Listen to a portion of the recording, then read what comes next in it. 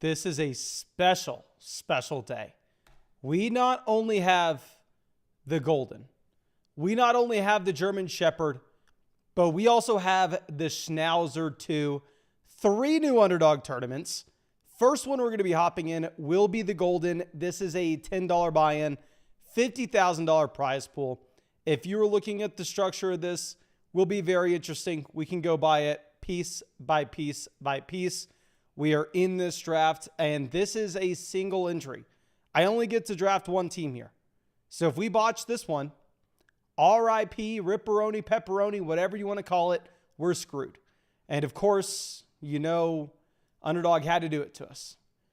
They saw, okay, Mason only has one shot in this draft, so what do we want to do? Let's put him right next to Vinny. As always, we are drafting right next to Vinny. He had one shot to get in here with us, and of course, he made it, as he always does. But of course, thank you, ladies and gentlemen, for hanging out with us. Really appreciate y'all. And yes, we will get the $3 drafts going as well, which, like I said, if you're new to Underdog, definitely recommend the $3 drafts for you. Those would definitely be the best places to start. And maybe this $10 tournament could be decent for a beginner as well. If you're looking at the structure of this, let me just go to all the rules for you. Obviously, 10,000 for first, a 5,500 for second, 4,500 for third, et cetera, et cetera, et cetera. But let me just explain, if you're new to Underdog, maybe you don't know how the advancement works. Specifically in this tournament, we can pull this up, and the advancement will be, we are going to be drafting against the 11 other players in our lobby, and we are going to be going up against them in weeks 1 through 14. And then the 2 highest scorers in our lobby will advance to the playoff tournament, where we're going to be put into a 6-person group, and the highest person scoring in week 15 in that 6-person group will advance to week 16. And then there you'll be put into 26 entries. Round 4 will, 6-person group, and then you're in a 26-person group. So you don't have to have some crazy type outcome that you do in Best Ball Mania. Like, it is very reasonable in my mind to assume that we can be a top 2 scoring team out of this 12-team drafted pool. And then in week 15, we can be the highest scoring team out of 6.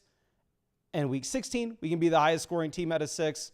And then in week 17, we'll be going up against, I believe, 26 other people to hopefully take down that, what was it, $10,000 for first? Yeah, $10,000 for first place prize. But Nico Collins off the board at 12. Brian Thomas goes 13. Very standard. We get Ashton Genty here ourselves. I mean, we're not necessarily going to be overthinking Genty. We already have a ridiculous amount of McCaffrey. I'm not going running back here to start. It's very difficult to make a Bowers start work when you start with the running back in round 1. So I will just simply take A.J. Brown and move on. But thank you for everybody coming out with us. Daniel says, I did mine earlier, but wasn't thrilled with the results, but we will see. Good luck to you.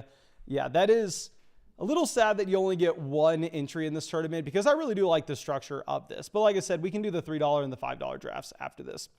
And of course, if you wanted to get into any of these Underdog drafts with us, they're best ball drafts, so no time commitment at all during the season. It's how we draft so many teams. So again, like if we take A.J. Brown here in round 2, and then all of a sudden he gets injured in the first drive of week 1, and we draft Jalen Tolbert in round 18, and Tolbert randomly scores 2 receiving touchdowns in week 1 against Philly, Underdog will automatically take A.J. Brown out of our starting lineup, move him down to the bench, and Jalen Tolbert into our starting lineup. And we're going to be drafting extremely deep. You may see guys like Audric Estime get drafted, so there's going to be no waiver wire as well. And Underdog is available in pretty much every state. If you wanted to hop in a draft, you can see if Underdog's available in your state with the map on the screen right here. And if you use promo code FLOCK, you will get a 50% deposit bonus up to $1,000. And on top of that, you'll be getting our 2025 fantasy football rankings, draft guide cheat sheets for every platform, including Sleeper, ESPN, Yahoo, etc., etc. You can find the QR code on the screen or the link in the live chat description. But I'm all over the place. I'm just excited that we finally get to sit down here and we finally get to draft in some new tournaments, because we've pretty much only been doing Best Ball Mania for quite some time. Okay. Nate says, Chubb to Houston, any hope for a bounce back? I can show this to y'all real quick, but if I'm going to be honest, Nick Chubb was absolute garbage last season. Like, from an efficiency standpoint, from a raw totals standpoint, however you want to cut it, it was extremely ugly. Let me pull this up on flockfantasy.com, because the one thing that you can kind of see just the lack of juice from Nick Chubb with is, let's pull this up.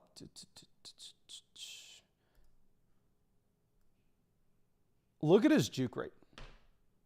A fully healthy Nick Chubb season back in like 2022, 2021, 2020, when Nick Chubb's one of the best running backs in the NFL, or 2019, 2018. 30%, 29%, 38%, 37%, 40%. At the very top of the league. And then Nick Chubb this past season, 13% juke rate. 3.3 yards per attempt. Whereas typically he's been above 5 every single season of his NFL career. So Nick Chubb looked straight up washed. Like, Nick Chubb looked like he had no juice whatsoever last season. Now, obviously, coming off a significant injury, while at the same time in a very bad offense. So maybe things change if all of a sudden the Texans can have trips to the red zone and Nick Chubb can get some easy rushing touchdowns. But in reality, I don't know if Nick Chubb will ever be viable outside of a Joe Mixon injury. Like, that's what I don't know how to project. Worthy off 38, so y'all do not get to see us draft another Xavier Worthy team. What do we want to do here? You know what we can? We can mix it up and go with the very unique build.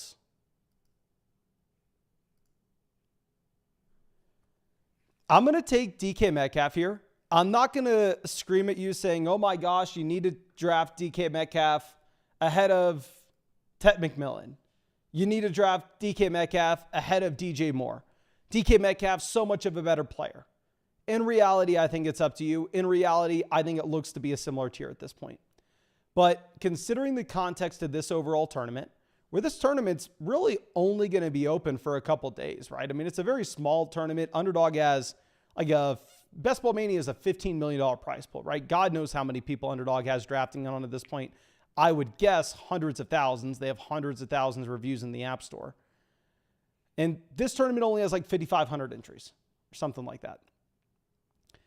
So the ADP is going to stay very consistent throughout all of these drafts. And if you look at DK Metcalf's ADP, he almost exclusively goes to the 4 or 5 turn. Whereas if we look at Ashton Genty, AJ Brown, these guys almost exclusively go at the 1-2 turn.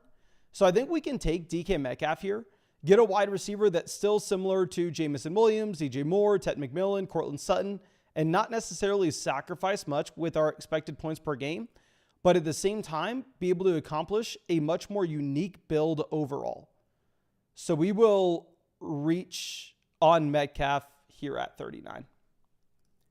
J. Rob says, Rashee Rice is screaming up the ADP list in these drafts, but his ADP hasn't changed. I've been seeing guys take him in the back of the second to the early third.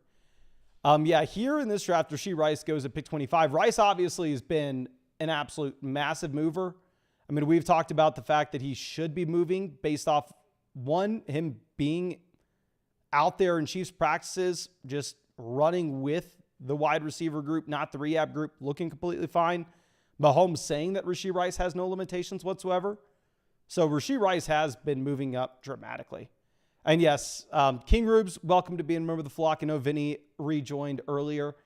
I know I showed y'all earlier on the live stream yesterday that I thought I had set up the memberships to only be $2.99 on YouTube in comparison to how they were back in the day at $9.99.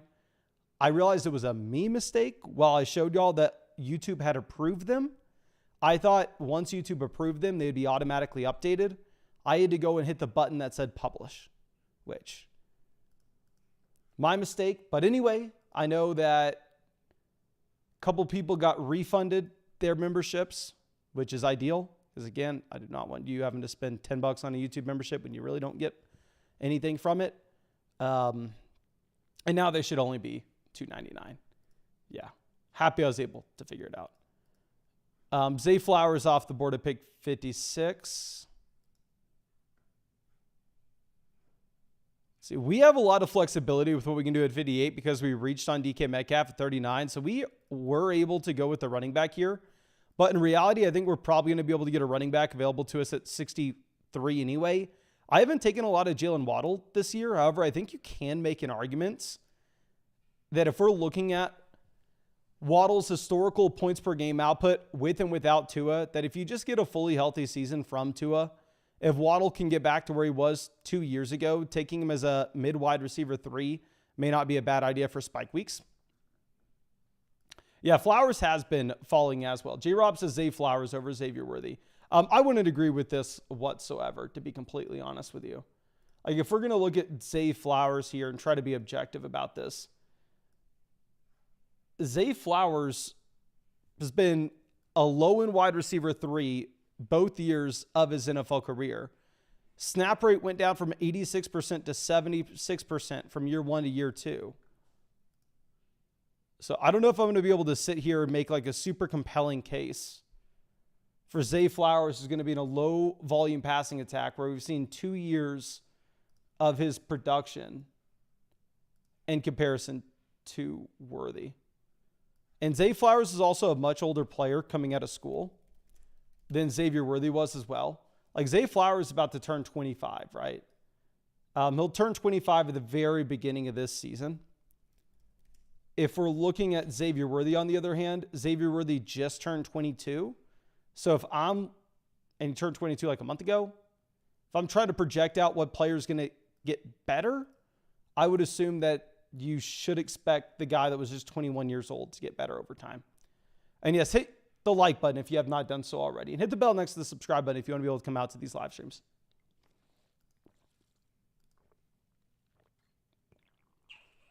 Okay, Sam Laporta off the board at 68. Douglas says, I think Flowers is going to be similar to London and break out in year 3. So the thing with London is, let's just pull this up because the London breakout was stupid simple.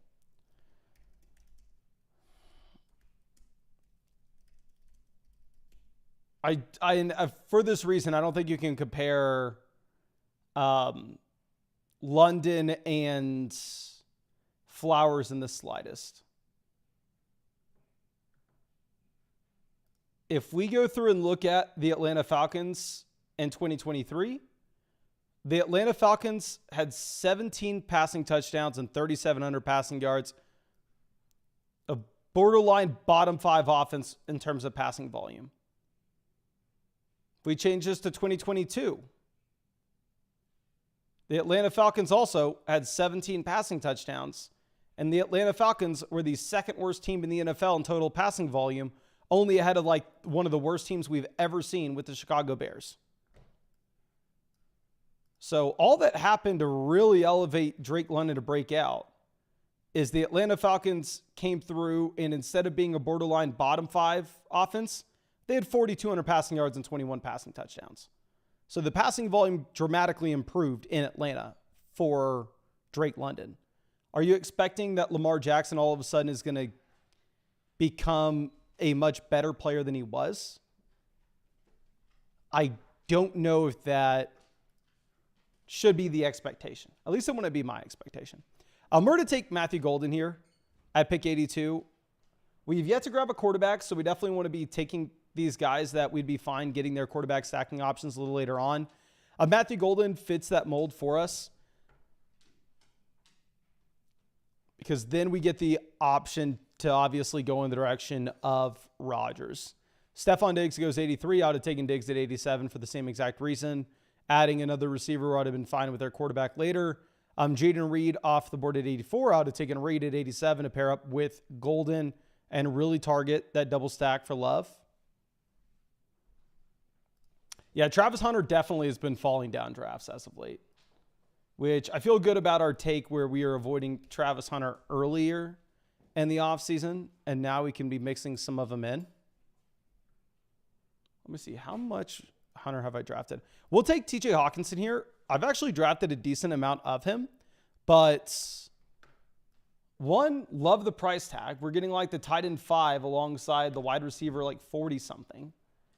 And two, again, going right back to what we were talking about previously, this opens the door for us with another exciting quarterback where we could go McCarthy here. So now running back, we're rolling with Ginty, Kamara. Wide receiver, we have A.J. Brown, Devontae Adams, DK Metcalf, Jalen Waddle, and Matthew Golden. And then obviously TJ Hawkinson. Augustus says he can't stop drafting Rome. I have not drafted a lot of Rome. Brandon says I like Reed over Golden. I do not like Matthew Golden as a prospect whatsoever, even though I can hit you with the hook 'em horns. But if we're going to look at Jaden Reed, I don't know what about this looks exciting. The dude fell from his rookie season to year 2 from wide receiver 26 to wide receiver 43 per game. He fell from 13.5 to 11.5 fantasy points per game. Why am I going to be drafting a wide receiver that in his second season, he averaged 11.5 fantasy points per contest over the guy they just spent around 1 NFL draft pick on? Like, there's no world in which I'm taking Jaden Reed over Matthew Golden.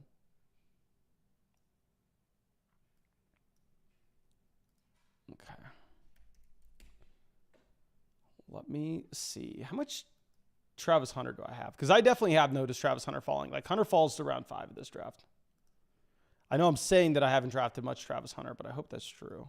So I do think Hunter keeps on falling, and that's why we're taking Ted McMillan ahead of him, even though it used to not be this case with ADP.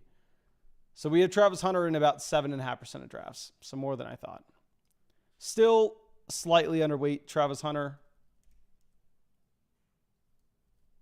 What's nice is we haven't taken him in any high-stakes drafts, so the dollars spent are relatively muted.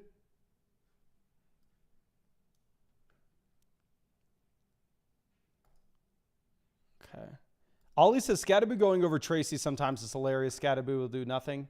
So I have not drafted much Scadaboo at all. You can see my Giants exposures here.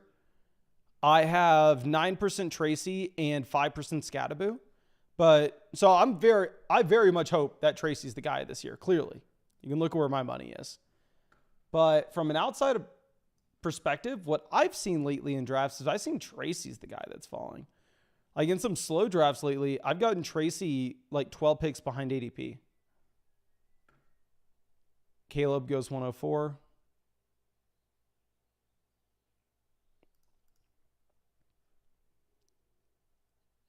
Let's see where Vinny goes. If he doesn't take Jaden Higgins, that's who I'll take. Let's see where he goes. He goes Charbonnet. We're going to take Jaden Higgins. This gives us another option for a quarterback later. So if we just go through and look at our quarterbacks at the moment, Purdy, Goff, neither are viable for us. Love, we can go with, though. We can go with McCarthy for Hawkinson. We can go Stroud for Higgins. We can go Tua for Waddle. And we can go Rodgers for DK. And we can go Stafford for Devontae Adams. So we've put ourselves in a spot in which we really don't need to be reaching on any of these quarterbacks because we have so many options that even though we only have, we have 0 quarterbacks for the first 10 rounds of this draft. I think we're in a comfortable enough position that we're not having to force something here. Johnny goes, and we'll take the guy that we were just discussing as the player I've drafted more of in that Giants backfield. But again, this is another example where he falls behind ADP. ADP 106, we get him here at pick 111. This is the guy that I've seen falling. I've seen Tracy falling. And I have been taking him.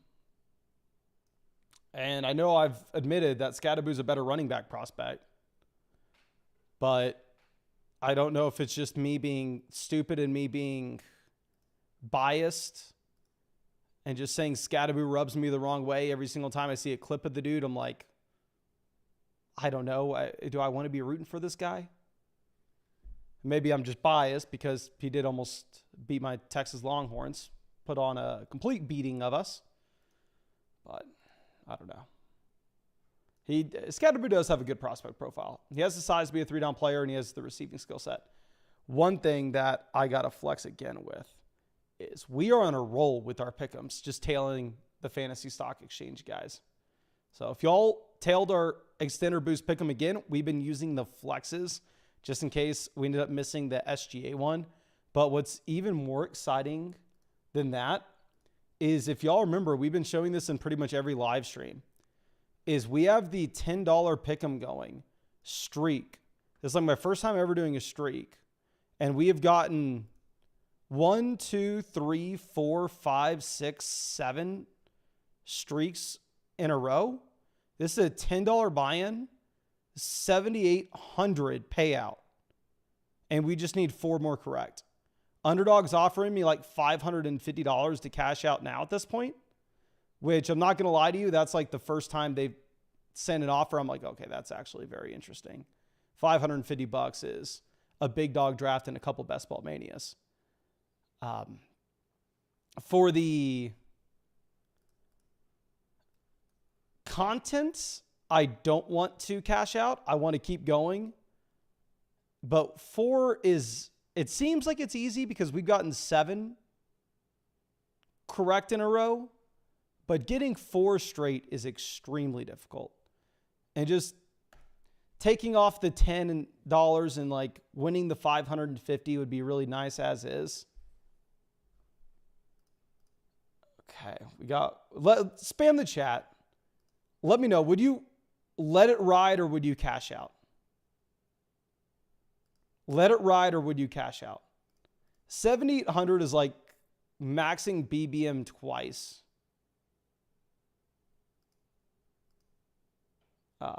Let me know. If it wasn't for the content, I think I would kind of easily cash out, but the content appeal is what is kind of getting me. I'm going to take Ramondre Stevenson here as our 4th running back.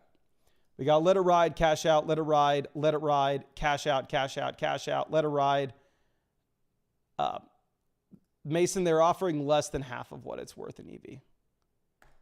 Okay, my guy. Well, we'll let it ride then.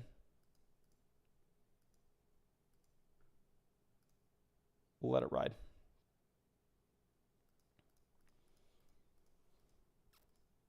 SZ says no one's lost money cashing out. That is true. That is true. So McCarthy goes at 132. So what we'll probably end up getting is, because I believe that's the Nico Collins team, right, that took McCarthy. So that means we are going to be getting CJ Stroud to pair up with Jaden Higgins ourselves. This will be our first quarterback off the board. And like I said, we do have a couple of these other quarterback options, but those quarterback options are now running a little thin with McCarthy gone. So might as well take Stroud, pair him up with Jaden Higgins. And I like our team. Am I going to sit here and act like this is the best team ever? No, but I think it's strong. Running back, we have Genty, Kamara, Tracy, Ramondre. Wide receiver, we have A.J. Brown, Devontae Adams, DK Metcalf, Jalen Waddle, Matthew Golden, Jaden Higgins. Tight end, we have T.J. Hawkinson. Quarterback, we have C.J. Stroud paired up with Jaden Higgins. Okay.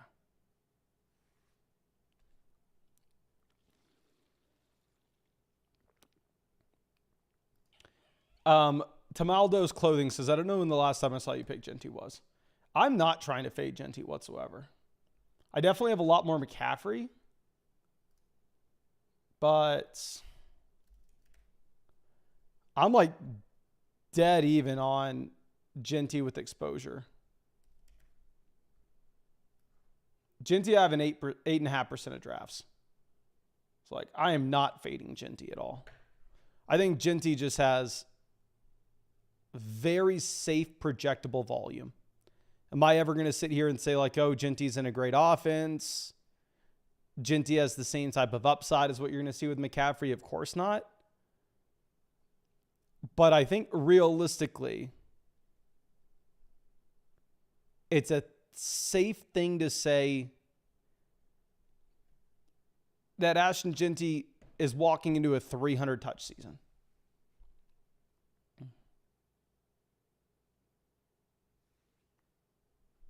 Yoing says, I'll buy your streak for 250, then I'll cash out. More people win that way. That is true, because then I profit 240 and you profit like 300. Maybe I'll negotiate with you on that, my friend. Vibe says, would you trade 2 first-rounders for Rashee Rice in Dynasty? Definitely not. Not if it's super flex. Maybe if it's a 1-quarterback format and I'm a contender and those are late picks. Maybe. Okay. Kyle Pitts off 150. Michael Penix goes 151. Is Beef the team that took Tyreek? They are. Does any of these... I think there's a team here that has Jonnu. So the team after us has Jonnu and only 1 quarterback as well. So we will take Tua here ourselves to pair Tua up with Jalen Waddle and grab our second quarterback. I think you could make an argument to like, oh, try to force Tua on the way back around. We know this team at 12 with Lamar and McCarthy is not going to take another QB. But in reality, you never know. Like, this team here could just very easily take Tua, pair him up with Jonnu. Then all of a sudden, I'm a little boxed out of quarterback. And like, who am I really that excited to take here at pick 154 if it isn't Tua? Like, am I jumping up and down with joy to take Jalen McMillan or Romeo Dobbs? Probably not. Britton Strange goes 157.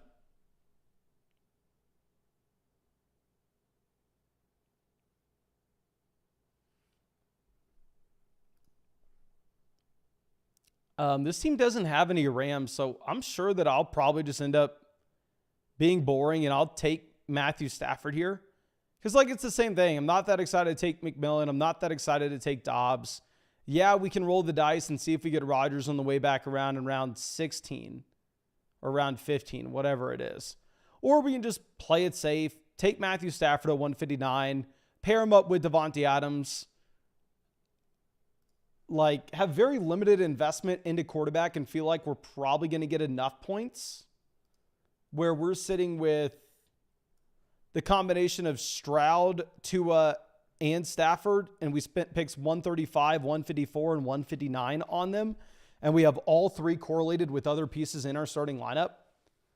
So I think it's not the strongest quarterback room in this draft, obviously, but it's a quarterback room that should get the job done, where we're pretty strong at wide receiver. We're pretty strong at running back. I think it's just a very well-balanced team, almost like the exact opposite of the teams that I usually draft, where the teams I usually draft, for whatever reason, one of them will be like, oh, okay, I want to only draft wide receivers in this draft. And then the next one will be like, oh, okay, I only want to draft running backs in this draft.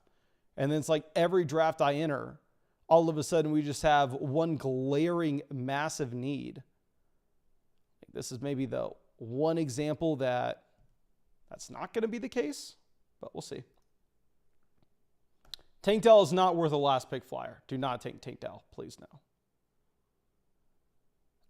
Muzda says, how many drafts a year do you do? So redraft leagues this year, I'm probably only going to do 1, and that's going to be the Flock League. Best ball drafts on Underdog. Obviously, I've said 1,000 times, these drafts have no time commitment at all during the season. I can obviously check in on them whenever I want, but it's not like I'm going to be doing anything with them. And realistically, I draft so many teams and I'm so busy during the year with live streams and stuff that, to be completely honest with you, I don't even really check in on my Underdog teams till we get closer to the playoffs. I drafted last year, I want to say around 400 Underdog teams. Like 3 years ago was the most I ever drafted at like 600. And this year, I think we'll probably be up around 400, 500 Underdog drafts.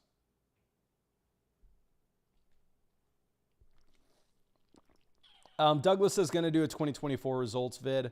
I will just kind of show you what happened last year. I know we've showed this a bunch, but we tweeted it out as soon as we got to the playoffs last year. Let's move this over. So now we are no longer going to be drafting quarterbacks, right? QBs are off our board. We have our 3. We're going to for sure take 1 more running back. We're for sure going to take 1 more receiver and probably 2 more tight ends. I think that our roster construction is probably stupid simple at this point. I don't necessarily think we have to get too unique with it or too cute with it. So we'll take Hunter Henry. We know that we need 2 tight ends. There's a team here at pick 180 that is only sitting with 1 with Brenton Strange. So you could see that they would possibly go tight end at 180 and 181 as well. Okay.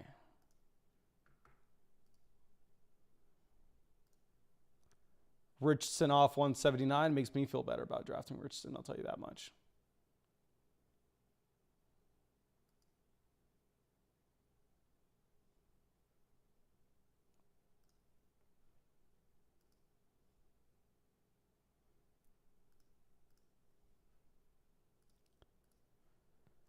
So we get one more receiver. I like Michael Wilson more than I like Alec Pierce. What's the blurb on Alec Pierce? Affected by quarterback uncertainty. That doesn't matter to me. We'll take Michael Wilson as a receiver that I don't think is good, but I do think is just going to play a ridiculous amount of snaps. And then obviously we're going to be getting in a couple more drafts after this, ladies and gentlemen. We can get in a couple $3 drafts and $5 drafts. So last year we advanced 34 teams in Best Ball Mania, which obviously above average advance rate. We got one of these teams to the finals. That team in the finals did not do anything whatsoever. And then we advanced 41 teams in the sprints, which is super high advance rate. And I tweeted out asking if anybody else had a better advance rate in the sprint than we did. And correct me if I'm wrong, but I've never seen anybody say that they had a better advance rate. Now, did any of those teams get first, second, third, fourth, fifth, and win us a serious amount of money? Nope. So that sucks, but it is what it is. Alcoholic Saints fan says, do you like Hunter Henry over Gesicki? I feel like I have to draft Hunter Henry because I'm not going to sit here and act like Drake May's not a quarterback with a lot of upside. And at the same time, I constantly talk about how I don't like Stephon Diggs and how I don't like Kyle Williams. So if I'm not like banging the drum for people to draft Kyle Williams or Diggs, but at the same time, I'm not screaming that, oh my gosh, you have to be avoiding Drake May. Like, you have to have some exposure to this this New England offense. So we'll take Hunter Henry at 178. Lee says, why don't you like Kyle Williams? If you look at his prospect profile, we've never seen a player with his prospect profile have an ADP at like the 10-11 turn. Like his ADP is higher than Tyler Warren and Colson Loveland. In my opinion, that is objectively bad.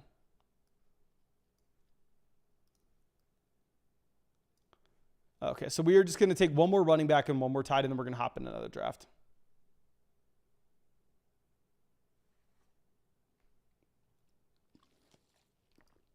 David says, Mason, I'll be in an underdog legal state at the end of June. I'm coming for you. I'm looking forward to it, my guy. Jawan Johnson goes 201. What's the Dylan Sampson blurb? Nothing. Devin Neal, do we have anything? No. Actually, we're going to take Terrence Ferguson. Kind of fine with any of the other running backs we get making it back to us. Terrence Ferguson, one, I like the prospect profile. And two, obviously, we have the Matthew Stafford built-in stack with Stafford, Adams, and now Ferguson. And then we need one more running back to round out our RB core. And maybe make an argument that when we're sticking with a couple of these old crusty guys like Kamara and Ramadre, that maybe we shouldn't be taking like a Kareem Hunt, another running back that maybe projects to have some volume early in the season, but a limited ceiling late in the year.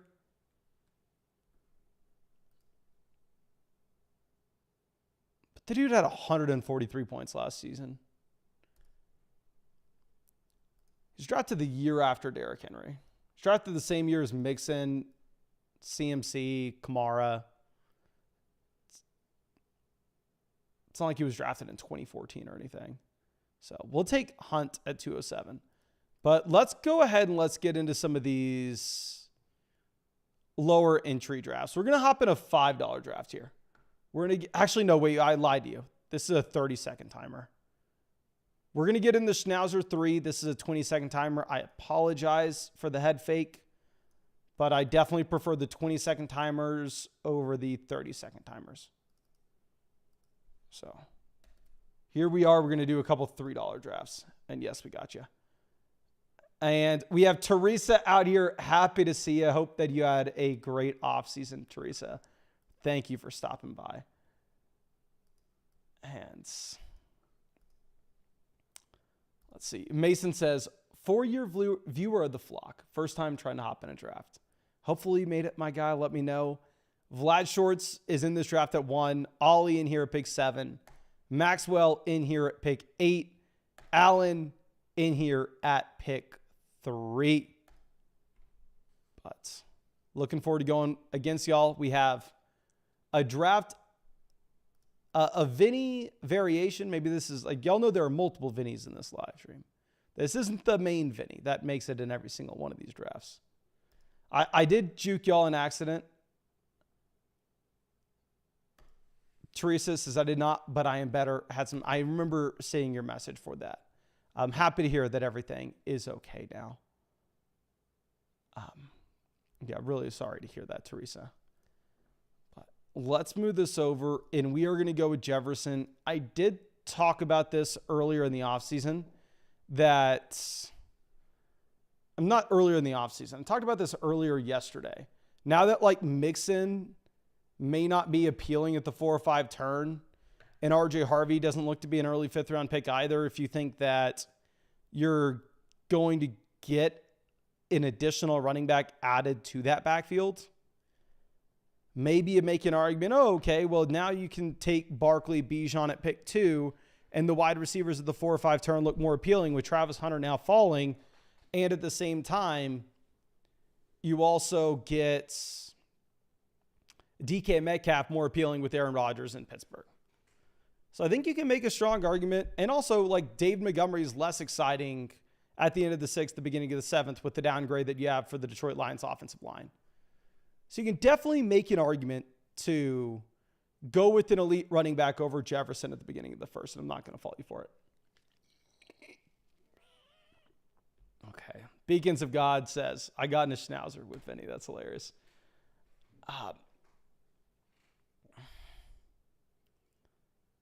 Let's see. Andy says, Mason, what happened with the YouTube subscription? So the YouTube membership that we had, in my mind, it was just too expensive. Y'all weren't getting anything from it, and it was like $9.99. So I deleted it. I think that, I hope that, and I see that yours got deleted as well. So my assumption is that everybody that was YouTube member should not be charged anymore unless they go out of their way to re-sign up. Which again, all you get to sign up to a YouTube membership essentially is like you showing in the live stream your support, and that's it. So like, I'm not trying to sit here and hawk memberships. So please don't take that as this. But I just didn't want you getting charged $9.99 for something you basically get nothing for. But I appreciate you joining again, my friend. I see that now. And yeah, hopefully it's a little more reasonable, just being $2.99 now. But let's see. We got some other people in the draft with the real Vinny. Sorry for juking all out. I just wanted to do the 20-second timer, not the 30-second one. Okay, so Bucky Irving off at 20. T. Higgins goes 21. This is always the crappy spot, right? Is that when we are selecting at the beginning of the 1st, the 2-3 turn just absolutely sucks. Except if we would have got Ladd McConkey. If I would have got Ladd McConkey, I'd have lost my mind. But now we're sitting here. I very rarely ever take Jonathan Taylor. Let's mix him in. Especially if we're now thinking that the 4 or 5 turn wide receiver is a little bit more appealing than it used to be. We can take McBride here. If you look at the way that ADP lines up for Taylor and McBride, there aren't going to be too many of those combos. And again, like I discussed right after we took Justin Jefferson, it does appear that we're probably going to take wide receiver at 47 and pick 50 as well. Okay. Matthew says, why is T. Higgins getting drafted so high? A couple different reasons. One, well, first, let me just show you where my bias is. I'll show you how much T. Higgins I have drafted. What's hilarious is y'all know I was overweight T. Higgins last year. And I was overweight T. Higgins heavily last year, but it didn't matter because I did not get any teams to week 17 with T. Higgins on them. My Best Ball Mania team that got to week 17 had no Higgins. But I do have slightly above average exposure to T. Higgins. I'm about 10.5% of drafts. The reason why Higgins is going in this range is if you look at the true spikes that you had last season, and this is a big reason why I drafted a decent amount of him last year as well. Gives you a game with 29 fantasy points, another game with 29 fantasy points, a game with 40, a couple games with 20. Like, obviously, Higgins is always a player that's gotten injured. It's been disappointing. But from a points per game perspective, he was the wide receiver 6 last year.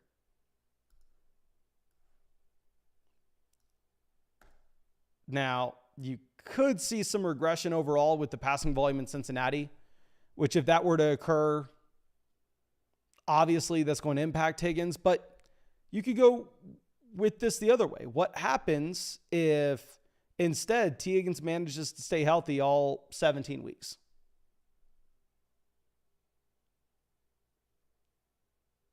And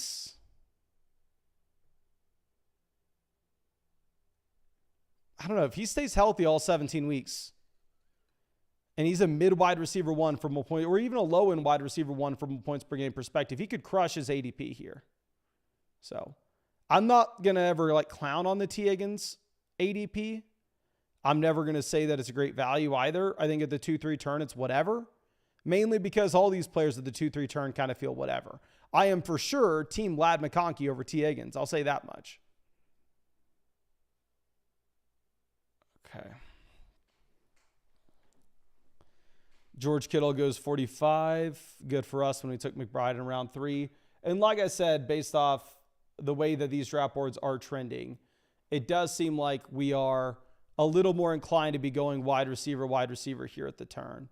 We're going to take Travis Hunter at 47.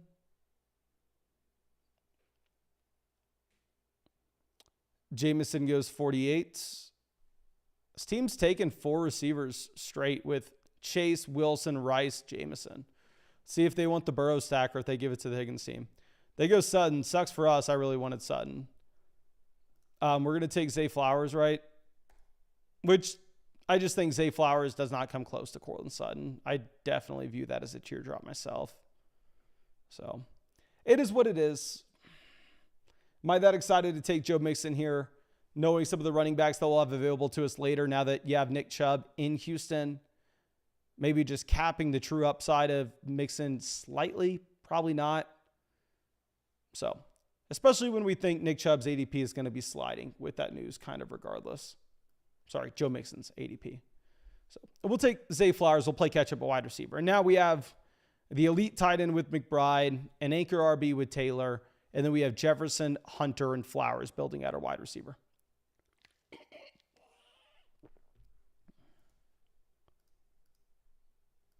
Let's see. Himney says, I'm team Harrison over Higgins. I can see how you get there. Because we've seen Higgins be productive over a large sample in games that he's healthy. Now,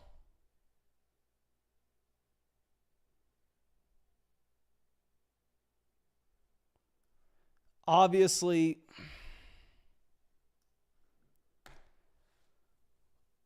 we're going to need Hunter to play the vast majority of snaps on offense if this team's going to do anything.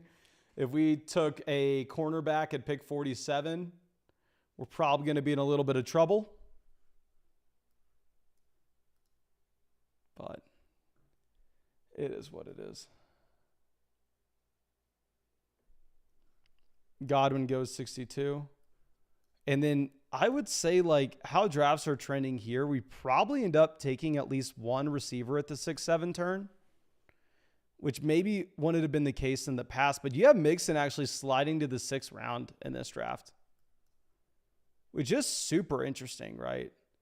Because depending on how far Mixon continues to slide, Mixon at one point will become an absolute massive value.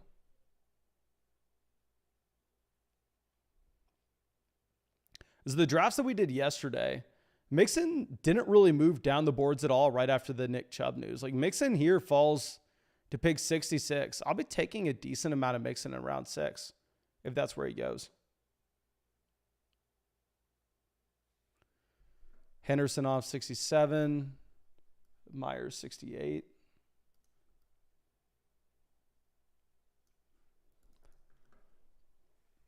This team is yet to take a running back. They decide to go James Conner. I have not drafted much Conner at all.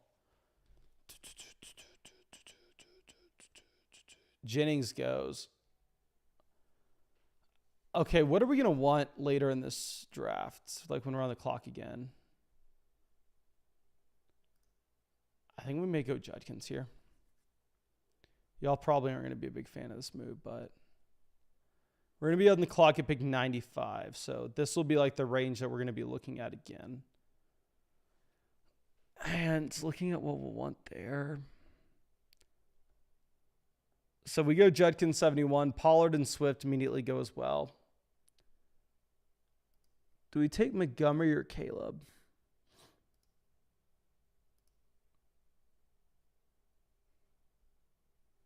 We'll go with Montgomery. We already are sitting with both Judkins and Travis Hunter. I don't know if we want to have 3 of our first 7 picks being rookies here. Again, I think you have to lower expectations with Montgomery if we were just going to expect that the efficiency of this Detroit Lions run blocking unit is lowered with the loss of the All-Pro center. And I'm going to operate under the assumption that we actually have more trips to the red zone for the Pittsburgh Steelers with Rodgers under center than you would have with Mason Rudolph. So a part of me wants to move Caleb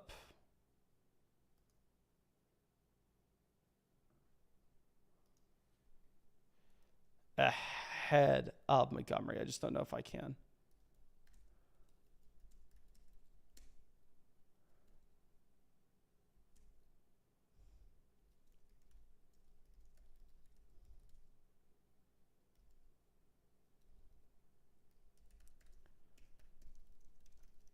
And I love the Laporta price point. Like Laporta pick 80 is just an absolute smash. If we're looking at this draft, you've had some pretty big values. Mixon falling to 66, Laporta falling to 80. Very interesting to see that team at, I hate the team at 8, to be honest. Actually, not so much, because if they get Daniels 41, then I guess that's probably not a combo that is going to be duped. But I was just going to say, like, you can get Terry in round 3 and you can get Brees in round 4 kind of on the same squad, but then you're not going to be able to get Daniels. So it's not bad at all, especially if you get that kind of value on Laporta. What did that Mixon team do? That Mixon team grabbed Stephon Diggs at 79. So wide receiver, they have Puka, Metcalf, Diggs, and then running back, they have Achane, Chase Brown, Hubbard, and Mixon. So that team at 7 is going to be playing catch-up at wide receiver, but if they're able to do so, team at 7 could be nasty. Joshua says Mixon win at pick 47 in his.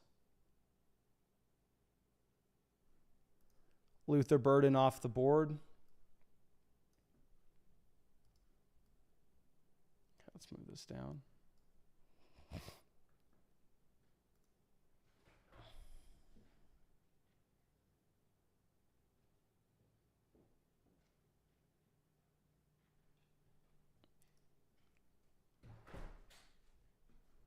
Pittman goes 93. Y'all know I've taken a lot of Pittman.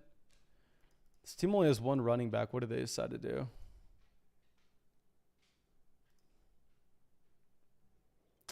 They go Josh Downs. So the team after us does not have a Cardinal. And for that reason, I'm going to take Igbuka with the hope that we are going to be able to get Kyler on the way back around to pair with McBride. Typically, Kyler goes to the 8-9 turn to either the team with McBride or Harrison. If you look at the team with Harrison, they had drafted right there. This team decides to take Kyler unstacked anyway, so that does not work out for us. And then now figuring out what we should do, I think we maybe need to just take a wide receiver where their quarterback's going to be an option for us later. Because we know that Flowers, that option's no longer there. With McBride, that option's no longer there. So taking Jaden Higgins, I think we will have that. Now, a big concern that I'm going to have with this team is we are 9 rounds in, and we are currently sitting here with, I believe, 4 rookies. So obviously that gives us a ton of upside for weeks 15, 16, 17. But when it comes to our ability to actually advance this team to the playoff stretch, it's definitely going to hurt that floor that we have. And for that reason, I probably don't want to be drafting any other rookies through the rest of this. But right now at wide receiver, we have Jefferson, Hunter, Flowers, Egbuka, Jaden Higgins. Running back, we have Taylor, Judkins, Montgomery. And then tight end, we have McBride. Bobert, happy to see you, my friend. Nycro says, what are your thoughts on Team 11? Let's check out Team 11 here. We have Nico, A.J. Brown out the gate. Should be a relatively unique start there. We get Lamar, DJ Moore, R.J. Harvey, decent value, pick 59 for our first running back. We go Chris Godwin. I would have taken Joe Mixon there. I think you would have had a unique build, and I think you could have afforded a running back in round 6. Jaden Reed, Pacheco, Kelsey. I really like the team. The only thing that I would disagree with is I really would be taking Joe Mixon over Chris Godwin.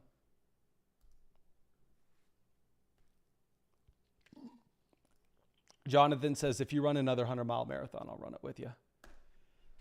I appreciate it, my friend. I'm definitely going to run another one. I don't know when. I don't know where. Definitely not anytime this season or this year. If y'all don't know how I view time and like schedule stuff is during the season or during the off season. That's what I always say. Like I was telling my family, I was like, this was a good off season. We had the trip to California, blah, blah, blah. This is a good off season. But that's how I always break things down. And I'm still sitting here. This live stream maybe is going off the rails a bit. I don't know if y'all can tell. I have a very bad headache at the moment. And I'm thinking it has something to do with the race. But who knows? Okay. Javonte off 117. Sharp goes 118. I think we take ETN, especially if we are hunting points early in the season.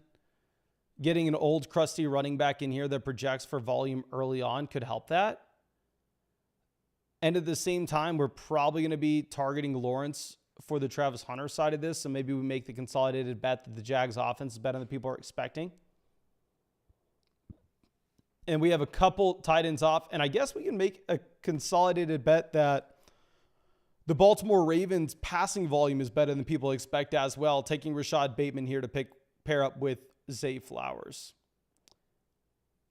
Now, I like the team depending on what we can get at quarterback, right? Because again, going back to this, kind of a similar situation to what we had in the last draft. No quarterbacks through like the first 10 rounds. In this case, the first 11 rounds.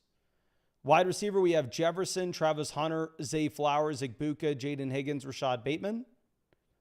Running back, we have Taylor, Quinshon Judkins, David Montgomery, Travis Etienne. We have the elite tight end with McBride. Our quarterback options for us later in this draft, we could reasonably go with Lawrence for the Hunter Etienne pairing. We could go Stroud for the Jaden Higgins pairing. We could go with, is that about it? That's about it for what we have right now.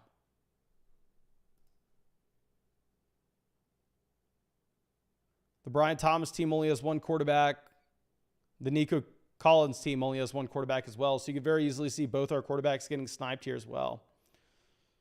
So we may be boxed out at quarterback. We may be having to throw a Hail Mary and try to find some of these last resort options. Okay. Yeah, Lawrence goes 132 to the Brian Thomas team. So again, not going to fault them at all. I think I probably would have taken Trevor Lawrence there as well, depending on what else was available. Tootin was available. They go Tootin, the falling value. I just recorded like my least drafted running backs video, and Tootin is on that. But Tootin's been falling down boards a lot, so maybe we need to revisit depending on where his ADP lines up. But If y'all remember, Tootin was a very expensive pick like a month ago. So he was somebody I was never taking. So technically is in my least 5 drafted running backs at this point.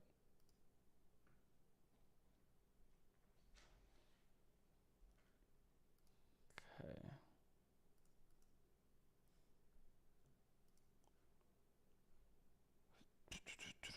Kyle Pitts goes 138. Honestly, kind of sucks because Michael Penix is one of those like last ditch resort options that we maybe needed to look at.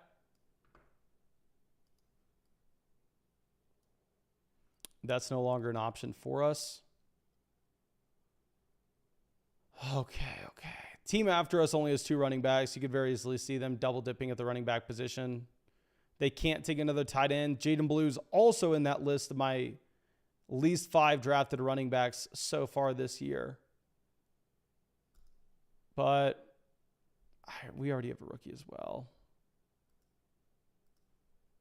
F it. Let's just take Dallas Goedert. I don't want to take Jaden Blue. We'll take Dallas Goedert, and then we'll take an unstacked Michael Penix. Like, we just completely whiffed on our quarterbacks here.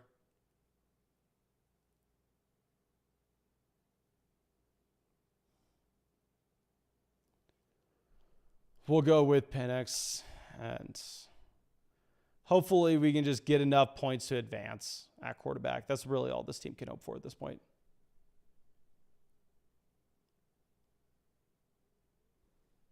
And I mean, I think the median projection for this team should be extremely high. One thing that we can do, of course, is in the coming rounds, we can look at some of these quarterbacks that, one, maybe have rushing upside, but just an insanely low floor. So expectations are they probably don't do anything, but if they do, you don't necessarily need them stacked up. Somebody like Anthony Richardson, or we could go with like Rodgers and pair him up with like Roman Wilson in the last round, right? We just get an absolute disgusting option like that. Bryce Young just went.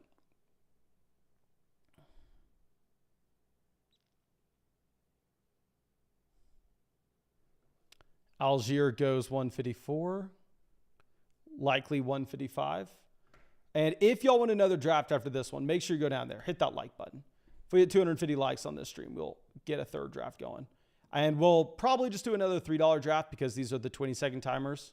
And again, I want to save my BBM entries for when there are no $3 drafts. And I will also reiterate, if you're new to Underdog, for sure, make sure you're hopping in the $3 drafts. Or the $5 drafts, or maybe you mix in that one $10 draft that Underdog just dropped. If you've been drafting on Underdog for a while and you feel pretty damn confident you know what you're doing, I would say immediately go hop in the $10 draft. I absolutely love the structure of that. That's the first thing we did in this live stream. But let's move this over. Leggett goes 159. We have a ton of Xavier Leggett. Like I think y'all saw probably in our must draft wide receiver video. We didn't talk about Leggett just because like I don't want to talk about the guys that are going at like wide receiver 70 that have absolutely no impact for redraft leagues and really are only best ball picks, which is kind of the boat that Leggett falls into. Okay, Thielen goes 162. Stafford 163. Dobbs goes. We could go like Wan'Dale Robinson and then freaking take Jackson Dart as if that does absolutely anything at all. The issue with Wan'Dale is you have no spike week upside. We could go Geno and then take Trey Tucker. I'm not wanting to do that. We could go Cam Ward and then take like Lockett or Manor. We already have freaking 1,000 rookies. We'd probably take Cam Ward here. Pair Cam Ward next to Michael Penix. Pat Bryant, Dobbins both go. I don't know if I want Cam Ward and Jackson Dart on the same team.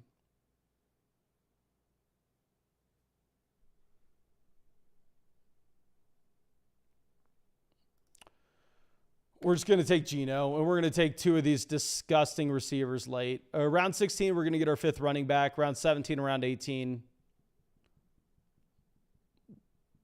we'll grab 2 gross wide receivers that correlate with these quarterbacks. In reality, we just completely whiffed on this draft.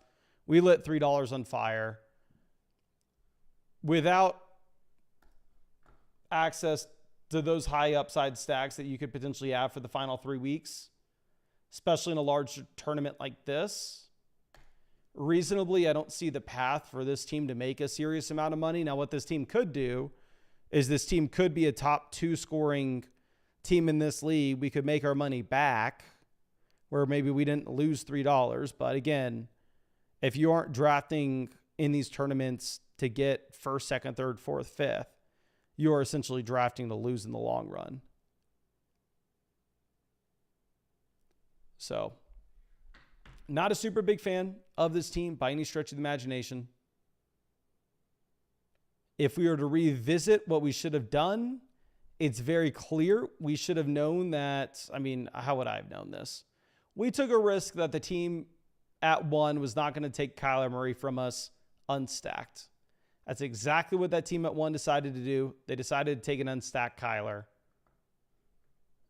And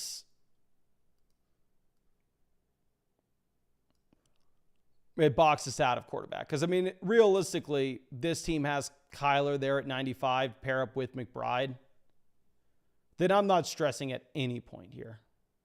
Like, we are going to be just fine. But we whiffed on that. We didn't get Kyler making it back to us. Then we didn't get Lawrence. Then we didn't get Stroud. And then we had no hope.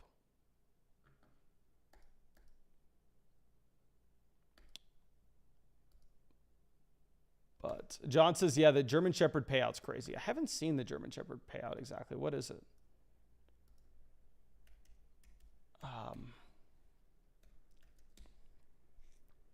I really like the golden structure.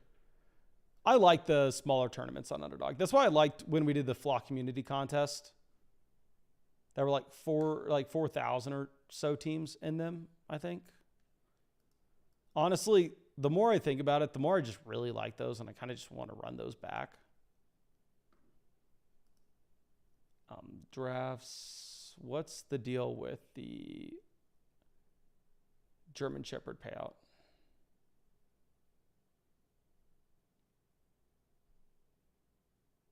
Looks normal to me. $100,000 prize pool. First place, 10,000. Second place, 5,000. Third place, 4,000.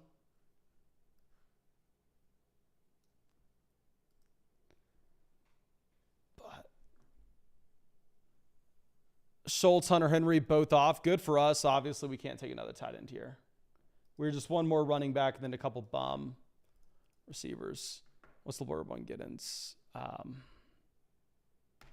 Take Giddens. I'm not necessarily going out of our way trying to handcuff our backs. I do think it could lead to unique outcomes in tournament contest, however.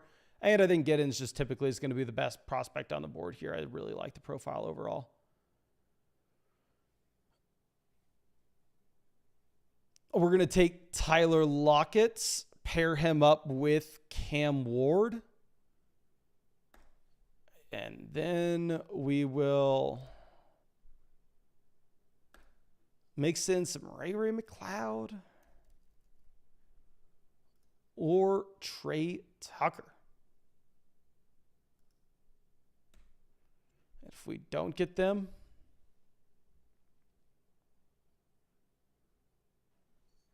maybe Amari, maybe Tolbert.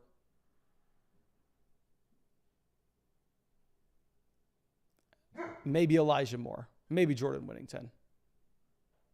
And no matter what, definitely a receiver.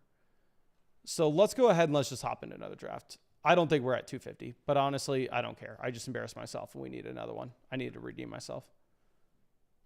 So let's get in here. We are in another $3 Lil Schnauzer draft.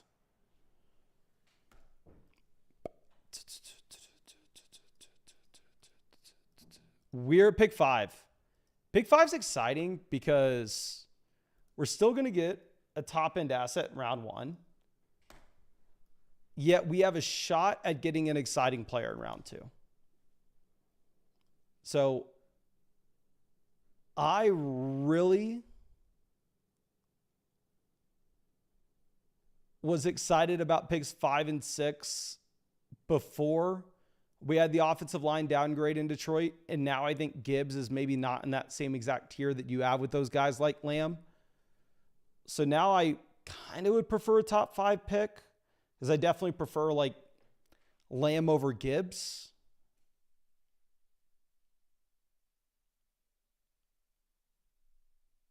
But we'll see. Andrew says, what's your all-time best ball net profit? I have no idea, my friend.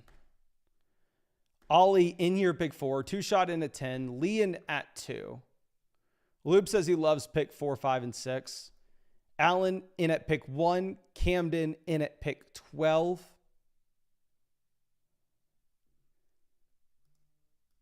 Okay. Jefferson goes. So we're going to get CeeDee Lamb at pick 5, right? Stupid simple. I think you can maybe have made an argument for Gibbs here before the downgrade that you had for the Lions offensive line. Loop says he has a lot of Gibbs. I had a lot of Gibbs. I mean, I still have a lot of Gibbs, but because I took Gibbs in a couple $500 drafts that we were in. I made a video of that first $500 slow draft where we took Gibbs and AJ Brown out the gate. So, like, in terms of raw dollars I've spent on Gibbs, because I viewed him as an absolute auto pick there in the 6th rounds. I'm not in the 6th round, at pick 6 overall, and sometimes he was sliding to pick 7, which I'd scoop him up there as well. So, yeah, I also have a considerable amount of Gibbs. I'm trying to pull this up. God dang, I have such a bad headache. I have Gibbs in $657 worth of drafts because I took him in that one $500 draft that's already completed. But I believe I've also taken Jahmyr Gibbs in another $500 draft that I'm in right now that hasn't completed. So once that's done, and that will add to my total here, I should have Gibbs in like $1,100 worth of drafts. Greasy Granny says Mixon's in a boot. I did not see that. Let me pull that up. AJ Brown going at 15. Derrick Henry off at 16.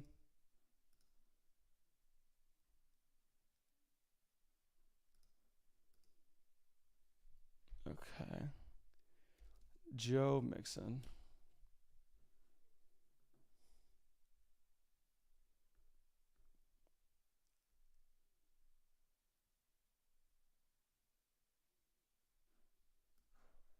Yeah, see this here. Joe Mixon's not practicing with a foot. Ankle. Texans pro running back Joe Mixon hasn't been practicing. He's out of a walking boot, but is still dealing with foot ankle issues. So he's not in a boot currently, but he was in one at one point.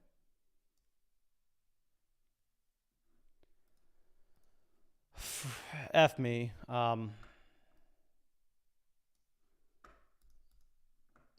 We're going to try to maybe be a little bit unique in this tournament. And we're going to take 2 round 3 players. I'm not going to take Rashee Rice here, claiming that Rashee Rice is better than Jonathan Taylor, a better pick than Bucky Irving, a better pick than T. Higgins, a better pick than Trey McBride, a better pick than Josh Jacobs. I'm not saying that with this Rashee Rice selection. What I'm saying is I think it's a flat tier. I think once Bowers goes at 19, Ladd went at 18, London off at 17, it's like, who cares? And if I end up just taking like Jonathan Taylor at 20 and then at 29, Tyreek Hill, it's not a super unique trio out the gate. And I think we can have access to a similar ceiling by going like Rashee Rice and another guy that would go in round 3, like Tyreek Hill. 2 players that are very rarely ever going to be on the same team because they almost exclusively go picks like 25 through 32. So we're going to reach to sacrifice maybe our median projection here ever so slightly because in my opinion, this is a relatively flat tier. And hopefully we have a similar type ceiling, but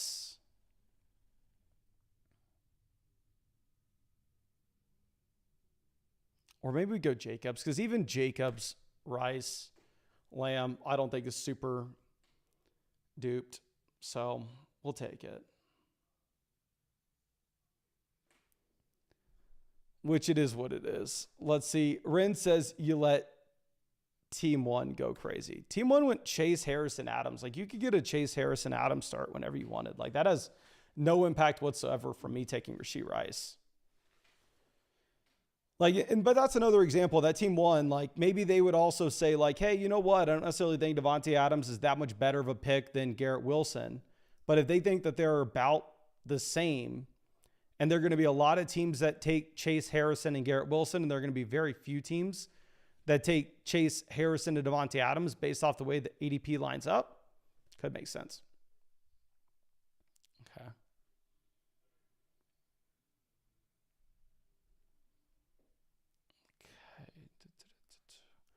Let me text the girlfriend. I need to get some water. My head is pounding.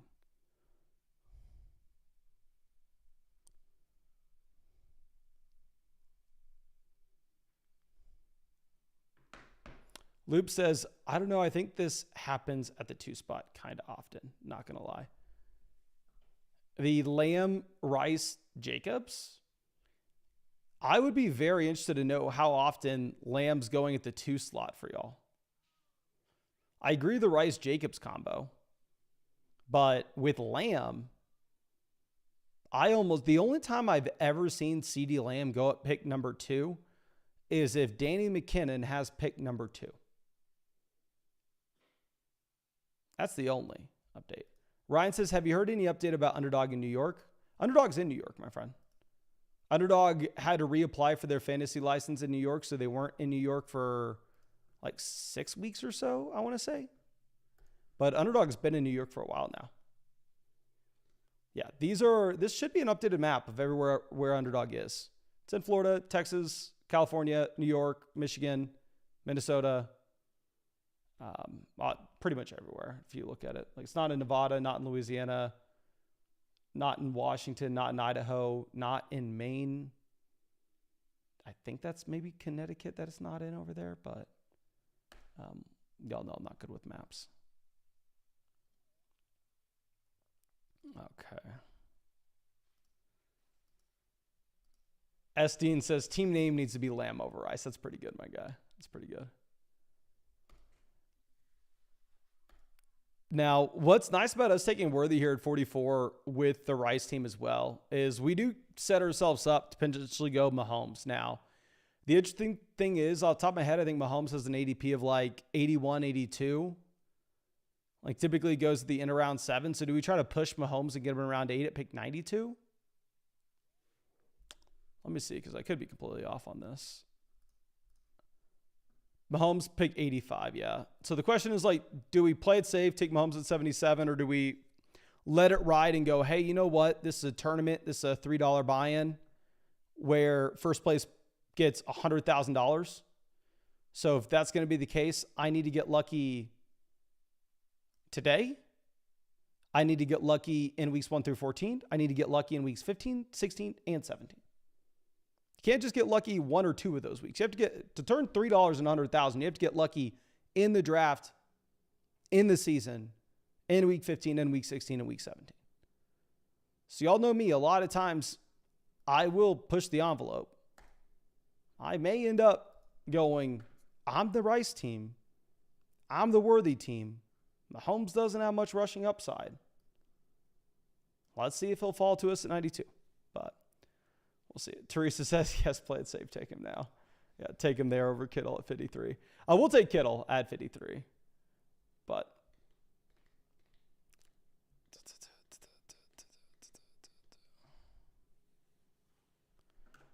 Harvey goes 54, makes an off 55. Kamara 56. It has felt that, like, overall people haven't really adjusted much with the news that we've had as of late. Like, especially with, like, the Metcalf thing. Like, Metcalf, I know here he goes to pick 40, but overall, like, I moved Metcalf up my rankings to be that, like, mid 4th round pick, where previously I had him as an early 5th.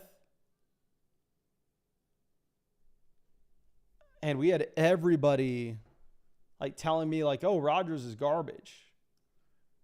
Rodgers doesn't help Metcalf. I'm like, what the hell are we talking about? How are we going to pretend that he's not better than Mason Rudolph? I'm not saying he's good, but Mason Rudolph's arguably the worst quarterback in the league.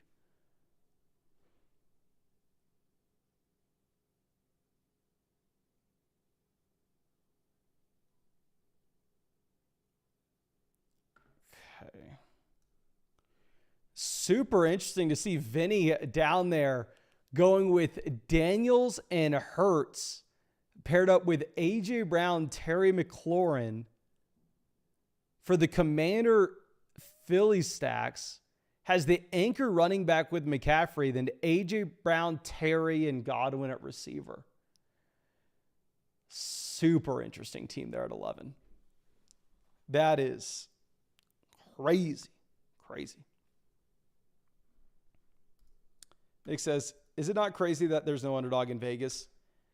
Here's my understanding of it, and I have no information whatsoever, and I could be 100% wrong with this, and I'm not speaking for anybody other than myself as a dumb person on the internet speculating. I think Vegas, as the brick and mortar sports books that lobby and make sure that the new places that don't have the brick and mortar already pre-established relationships in Nevada, such as Prize Picks, Underdog, et cetera, can't go to Vegas. I know it's like insane in theory, but I think that's the reasoning behind it.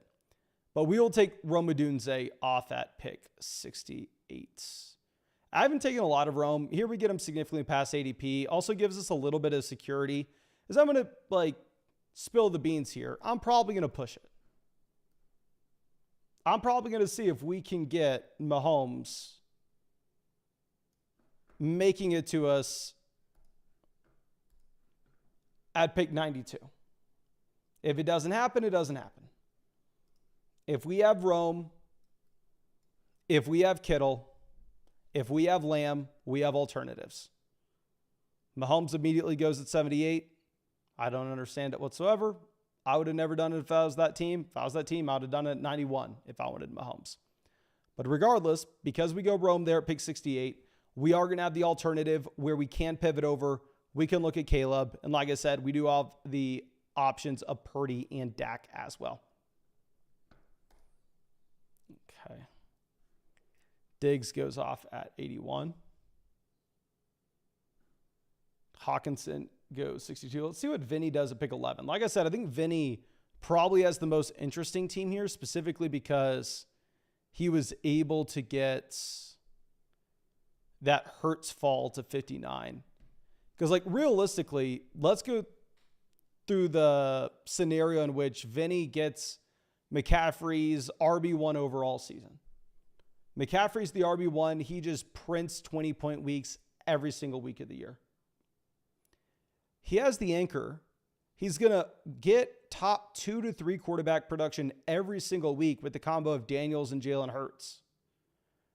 And then he has a strong wide receiver start with A.J. Brown, Terry, Godwin, Ayuk. Maybe a little bit tough having both Godwin and Ayuk on the same squad because they both kind of look like the same option as a player that may be slow to start off due to injury.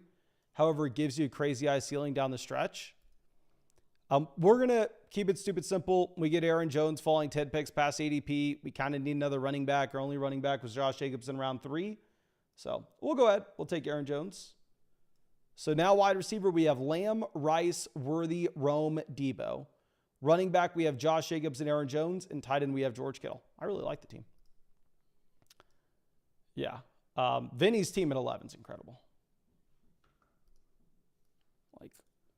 Like I said, the only issue that I think you could see is potentially both Godwin and Ayuk on the same squad, not getting enough points early in the year.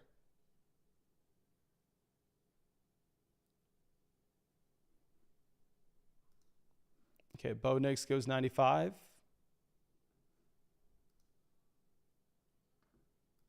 Lee says, taking Garindo 100% of the time with CMC, and I'm an anti-handcuff guy. My thing with Garindo specifically is it seems like every single year you try to speculate who the backup running back would be for a Kyle Shanahan offense, and it is never the case that you have it right. I mean, at least in the San Francisco days. Maybe you can make an argument for some of the other offenses he's had. Okay, now,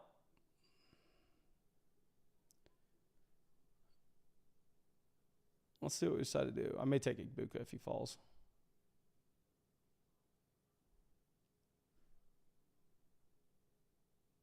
He doesn't. So in that case, I think we probably play it safe. We probably grab Caleb. You could make an argument, oh, Caleb may fall to us in round 10. You look at some of the teams that are after us. Like the team that already has Mahomes and Baker, they probably can't take another quarterback. We know Vinny can't take another quarterback with Daniels and Jalen Hurts. So maybe you have a possibility of getting a couple quarterbacks falling to us at pick 116. But Purdy is live because we have George Kittle as well. So like best case scenario, Caleb falls to us at 116.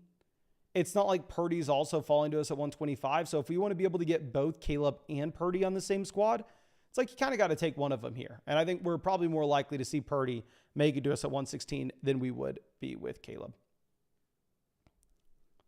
Okay.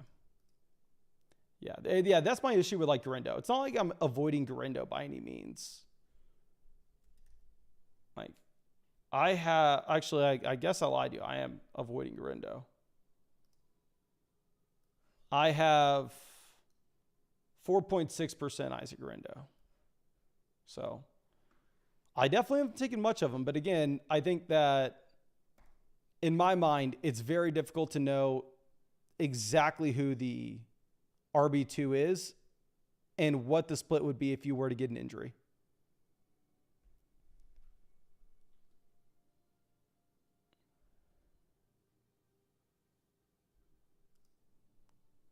To CMC.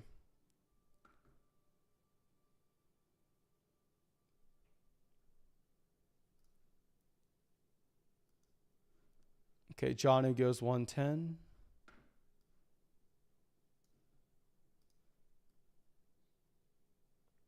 Looks like you have Scadaboo and Tracy both falling. Which I know we said people earlier in the stream were referencing Scadaboo as a faller, and I personally seen Tracy to be the guy falling.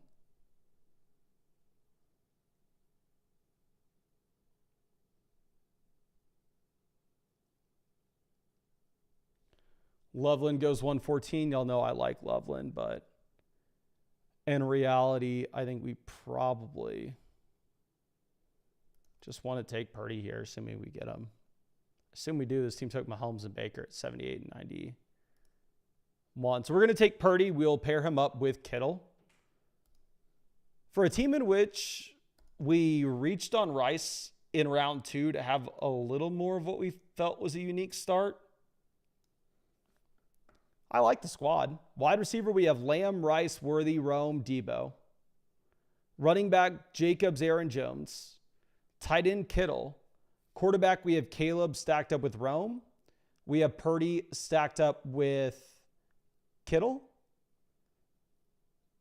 You could have made an argument, what happens if Dak makes it to us at 125? Do we take him? Would that be too much in at quarterback and a tournament that's so top heavy?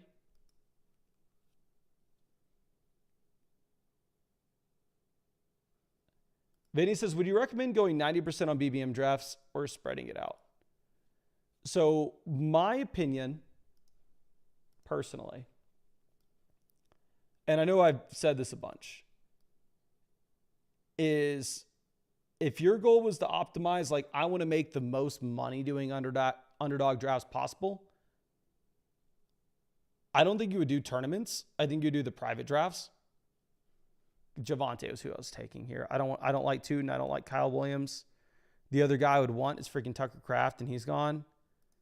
What am I supposed to do? I don't like Christian Kirk. The quarterback's starting to play.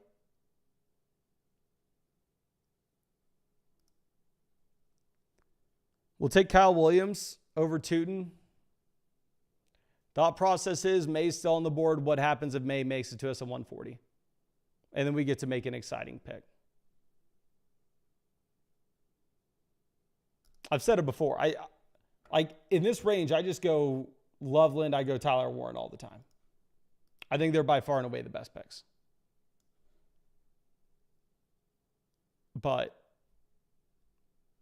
that team at 1 decides to take Tyler Warren, and the team at 114 took Loveland. God, that's frustrating. That was like the first pick that I was on the clock going like, I'm not excited about this. I don't see a clear path for anybody with upside, for anybody that I want to take here. But anyway, so going back to it, like if you were wanting to do the drafts, like, hey, I just want to make 5%. I say like, I know I am 15% better than the average drafter. The underdog rake is 10%. So I want to make 5% on my money, blah, blah, blah. You would probably just do private drafts. But the reason I don't do private drafts, and the reason I think most people don't do private drafts and they do tournaments instead, is most people understand, and I would definitely reiterate, underdogs for fun. We all do this because, hell, at least I think it's an absolute crap ton of fun. So if you did the math and you're like, hey, I'm willing to spend $100 on underdog drafts this year, or I'm willing to spend $80, or I'm willing to spend $800, whatever it may be, I would just optimize for whatever's going to be the most fun for you. If that's a lot of $3 drafts, that's a lot of $5 drafts, and you have a lot of time where you're like, hey, I know I'm going to be on the Stairmaster and I need to be able to kill 45 minutes, and here I can opt in a $3 underdog draft and it's going to make that time fly by. Bam, go about it that way. That team takes Drake May. So, I mean, the reason that we took Kyle Williams there, right, was to give us the optionality of Drake May here at 140, which I felt would have been a great pick.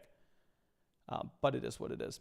But also on the same side, if you're going to go like, hey, I'm Jeff Bezos watching Mason's live stream right now, which again, I will reiterate, if you are Jeff Bezos watching Mason's live stream right now, do you have any idea how disrespectful it is that you haven't invited me on your boat? Absolutely ridiculous, in my opinion. But if you're Bezos and you're like, hey, I'm going to spend $20,000 on underdog drafts this year, who cares? Go and rip some big dog drafts. So just absolutely depends on yourself and what you want to do to have fun, at least in my opinion. Okay. Now, we follow up with Ramondre Stevenson at 140. Kind of needed a running back. I think Ramondre versus and Jaden Blue is another one of these guys that we've called the worst, like one of the top 5 worst running back picks in drafts at the moment. He's one of my 5 least drafted RBs. You can kind of see that people are wising up and he's falling down draft boards dramatically. I hope that video comes out soon. Hopefully the editor gets it done because it feels like a couple of these guys that we are talking about as like the worst RB picks in drafts are sliding down boards all of a sudden with Tootin and Jaden Blue. Which, when we were initially making those claims, you freaking had Tootin going ahead of Travis Etienne in these drafts. And now Jaden Blue's going down to like 149, which these price points look a lot more reasonable. I'll say that much. King Rube says, I am Bezos, but I still wasn't paying $9.99 for that stuff. I don't blame you, my guy. But what I do blame you for is not inviting me on your boat. And also what I do blame for you for is not paying for me to get a new hairline. Those two things, inexcusable. Inexcusable. Now, Cedric Tillman off 155. I took Tillman in 2 $500 drafts that I was in. But outside of that, I've like barely drafted him. So if you look at like my dollar spent, like Cedric Tillman's like one of my most invested into players, if not my most invested into player, just because I took him in 2 of those super high stakes drafts. Even though I have him in like less than 5% of my drafts overall. Just super frustrating.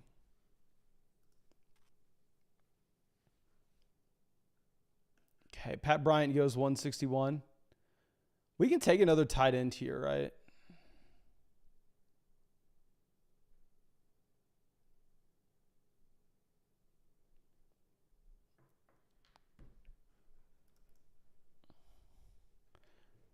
That team taking May, by the way, is probably bad where they did. At 139, already taking quarterback at 78, 91. You probably have to be done drafting QBs. Maybe they're on auto. Yes, yeah, because they go Ferguson there. Haven't taken a lot of Bigsby, but we need another running back. Bigsby falls 14 picks past ADP. So if we're trying to create a team that most people in the tournament can't replicate, hell, might as well take Bigsby here. Call it a day as our RB5. Blake says, how are you feeling a couple days after the big run? I have a pounding headache right now. I have had it all day. I never take Tylenol or like ibuprofen, but I took Tylenol for the first time today in years. And my headache went away whenever I took it at like 11 a.m. But it came back really bad right now. And I've obviously blisters all over my feet. But outside of that, I feel much better than I thought I was going to be honest.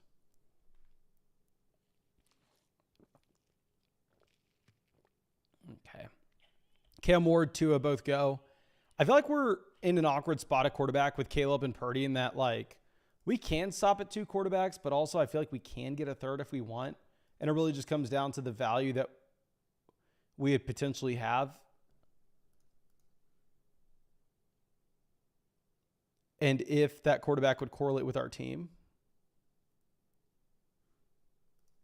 I know we just keep taking whoever falls 14 picks past ADP, but like, hell, we could use another receiver. Adam Thielen falls 11 picks past ADP. We'll just go ahead and pull the trigger. As our 7th receiver, we're probably done.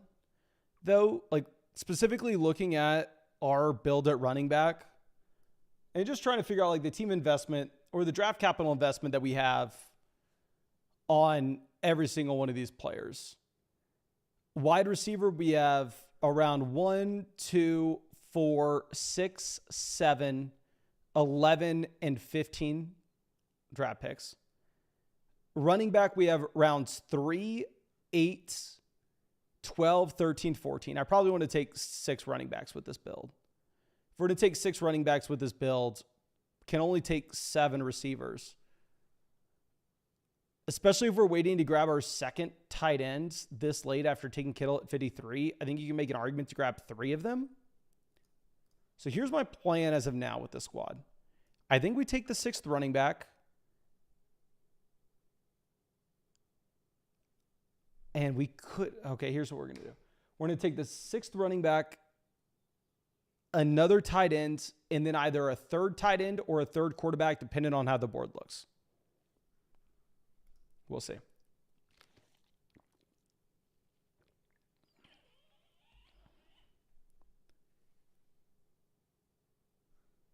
Okay, Nick Chubb off 182.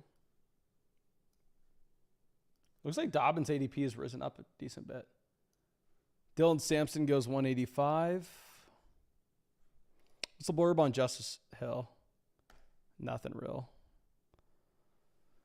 Quarterback, Geno doesn't really do much for our squad. I mean, other than maybe just Jalen Milroe off the board, 186. I think you can make an argument, take Geno, just get the points to advance. But in reality, I don't know if we need the 3rd quarterback. Geno doesn't really do anything for our team correlation-wise. And we know we need a 6th running back. We get Dobbins here. If he finds himself a spot in Denver, I think it's an absolute smash pick at 188. So, Geno goes immediately after. That team really needed Geno as well. That was the team with Myers too. So yeah, that team had everything coming down to them getting Geno or not. Vinny says, that's the first Milroe sighting I've seen. Same here. Other than, obviously, the Superflex draft. Andy says, are you uploading the race on your other channel? I didn't record anything from the race, to be honest. Like, this was a lot. Okay, if I'm going to, like, go deep down psychological, why I did not do any vlogs for this? Why I did not, like, do any of the, like, oh, look at me for the 100-mile race, like, vlog series like we did for the Ironman last year. We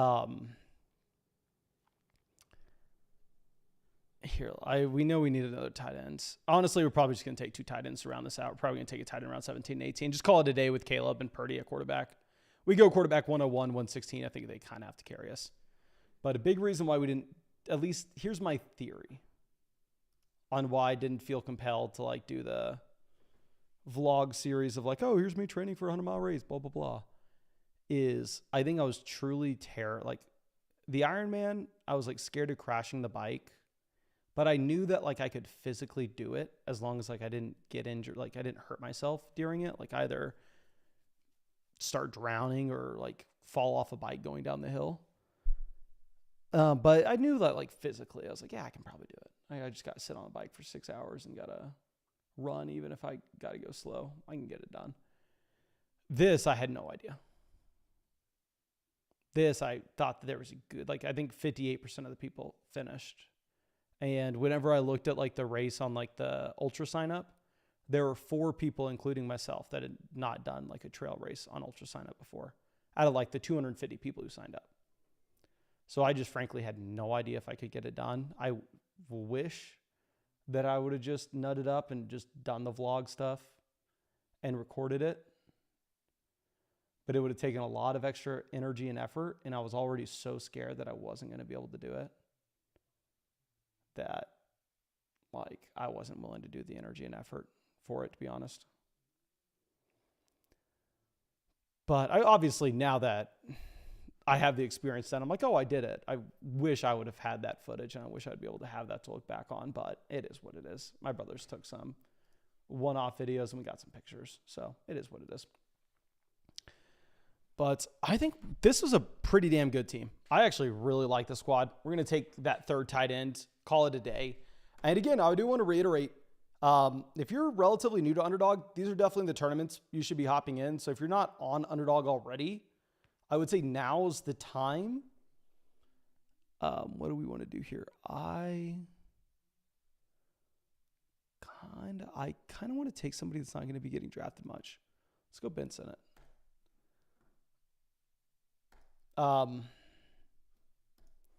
But I would say now's the time with the $3, $5 buy-ins. $5 buy-in, I probably like the tournament structure a little bit more just because it's a slightly smaller tournament. Like if we're looking at this, the $3 buy-in has 186,000 entrants. The $5 buy-in only has 22,000. And this is a much flatter payout structure as well. So I'd probably recommend the German Shepherd if you had to pick one of these. But if you're not already on Underdog, of course, you can find that link in the description, comment section, live chat. It's best ball, so not going to replace your main fantasy football league at all. Just some extra fun on the side. We're live streaming this every single day as well. So you can draft with us or you can draft off the live stream, whatever you prefer. But if you use code FLOCK, you will get a free draft cheat sheet, a deposit bonus up to $1,000, and you'll get a free pick'em as well. And that draft guide cheat sheet is going to cover your ESPN, Yahoo, Sleeper Leagues, whatever you're looking for. You can either click the link in the description, comment section, live chat, or you can just scan the QR code. But I really do appreciate y'all. I will be live again tomorrow, probably a little bit earlier in the day because we do have to pack everything up to head back to Texas on Wednesday morning. And then we'll be driving back to Texas and be back in the main studio sooner rather than later. But thank you, ladies and gentlemen. Really appreciate you. And really hope we get to see you out with the live stream tomorrow.